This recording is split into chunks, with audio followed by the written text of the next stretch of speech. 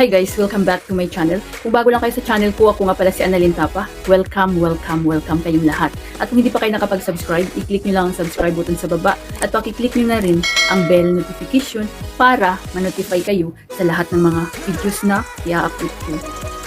Kung bago lang kayo sa channel ko guys, nag-upload ako ng mga video tips, video tutorial, nang sa ganun ay may share ko ang kalaman ko sa kapwa ko YouTubers, lalong-lalo na sa mga new YouTubers na nagsisimula pa lang gumawa ng kanilang channel. So video na ito guys, i-share ko sa inyo how to make a professional thumbnail, clickable thumbnail, attractive thumbnail sa Canva about yoga content. So kapag about yoga yung inyong mga content, so dito tayo mag-focus guys. But hindi lang kayo makakagawa dito ng yoga na thumbnail. So lahat makakagawa kayo dito guys. So mayroon ako nagawang mga travel thumbnail about horror vlog, about gardening, about mountain climbing, at marami pang iba. So, i-check nyo na lang sa aking tutorial playlist. So, ang Canva guys, napakagandang apps. Free lang siya at wala siyang bayad or watermark. So, pwede siya sa Android, pwede siya sa iPhone. Ang gamit ko always is Android.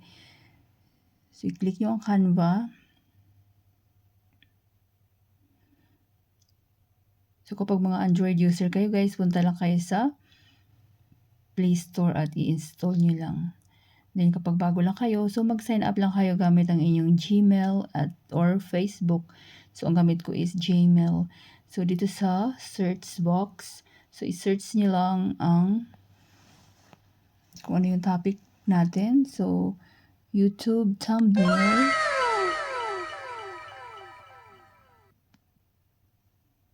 YouTube thumbnail for yoga content.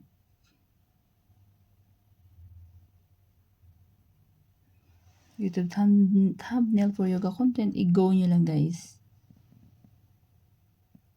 So tapusin yung video na ito guys.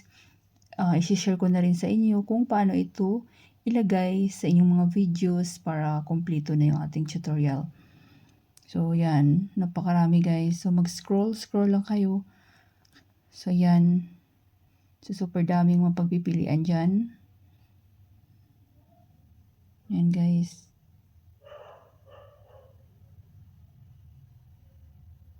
Yan, so minsan din na natin alam kung ano yung pipiliin natin sa sobrang daming mapagpipilian. So, wag nyo lang itong piliin guys, itong naka-crown kasi may bayad yan. But, napakaraming free at magaganda rin. Pero kapag gusto nyo guys, maka-afford naman kayo at may nagustuhan talaga kayong template na may bayad, so why not? Pero napakarami, so ito libre lang, so super dami guys. Ayan. So, yan. Kapag mga yoga yung inyong mga content. So, dati may balak din akong yung aking content is about yoga. So, kaya lang. So, naging tutorial na lang ako guys. So, nag-focus ako sa mga tutorial. Kasi yun talaga yung hilig ko. Yan. So, super dami guys. Kayo na bahala mag-scroll.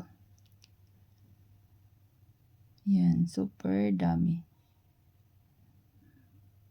Free lang siya.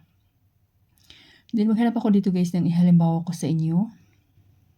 Para malaman nyo na pwede natin siyang i-edit, pwede natin siyang palitan ng sarili talaga nating picture or photo na habang nag-yoga kayo. So sa akin, since na hindi ako nag-picture guys ng sarili ko na naka-yoga talaga, so gumawa na lang ako. So nag-download na lang ako ng animation na nag-yoga. So kayo, kasi dapat picturean nyo guys, sarili nyo talagang picture. So pili tayo dito ng halimbawa ito guys, ayan, kasi free lang to siya guys, wala siyang crown. So i-click nyo yan kapag yan ang napili nyo.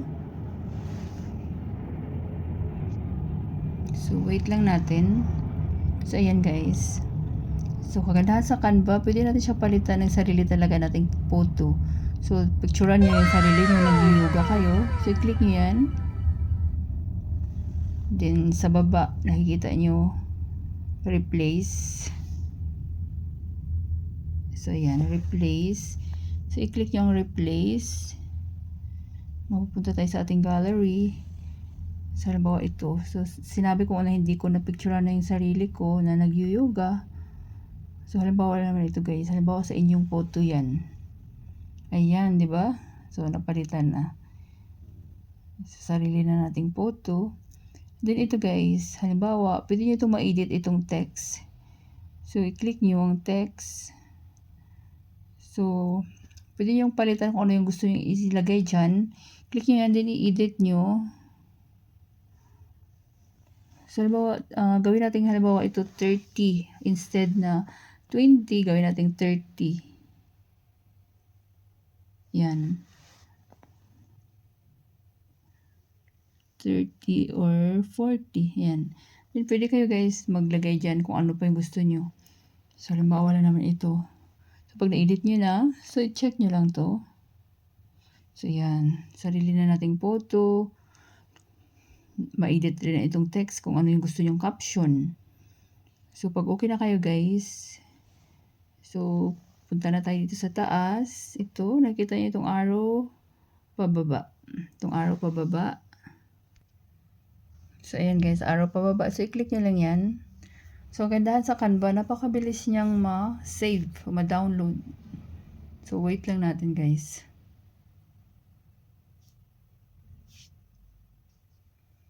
So, ayan, download, complete. Nakita nyo? So, exit na tayo dito. Then, make sure natin na nakasave talaga sa ating gallery. So, minsan kasi hindi na-save. So, ayan. So, yan ang nagawa nating thumbnail sa Canva. So, pwede rin kayo guys gumawa ng thumbnail sa CapCut. So, doon din ako minsan gumagawa sa CapCut. So, may tutorial din ako kung paano gumawa ng thumbnail gamit ang CapCut. So, i-check nyo na lang sa aking tutorial playlist.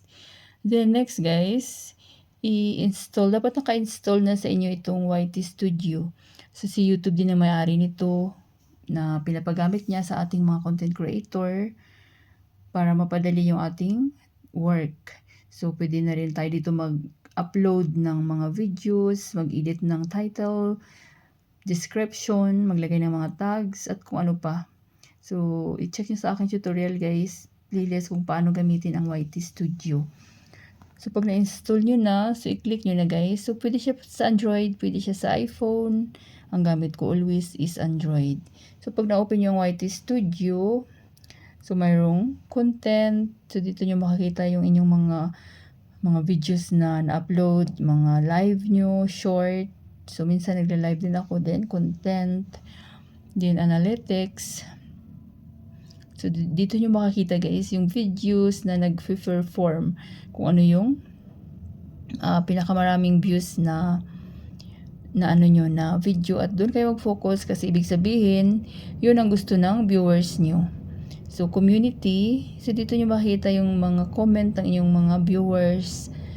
At pwede na kayo dito mag-delete ng comment, mag-reply ng comment, earn. So, dito nyo makikita yung inyong income pag monetize na kayo. So, punta tayo sa content. Then, punta tayo sa taas, view all. So, ayan guys.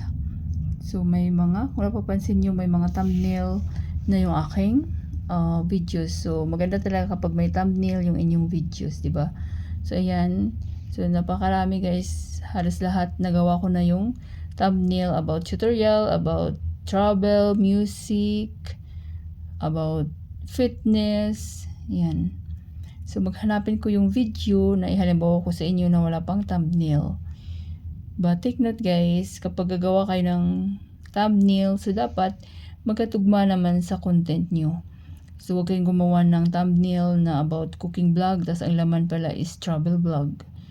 So, huwag nyo gagawin yan kasi hindi na rin babalik yung mga viewers nyo. Sabihin nila sinungaling tong content creator na to. Kasi kung ano yung in-expect nila sa thumbnail nyo, so dapat yun ang laman ng inyong videos. So yan guys, nakita nyo naman. So ito walang thumbnail.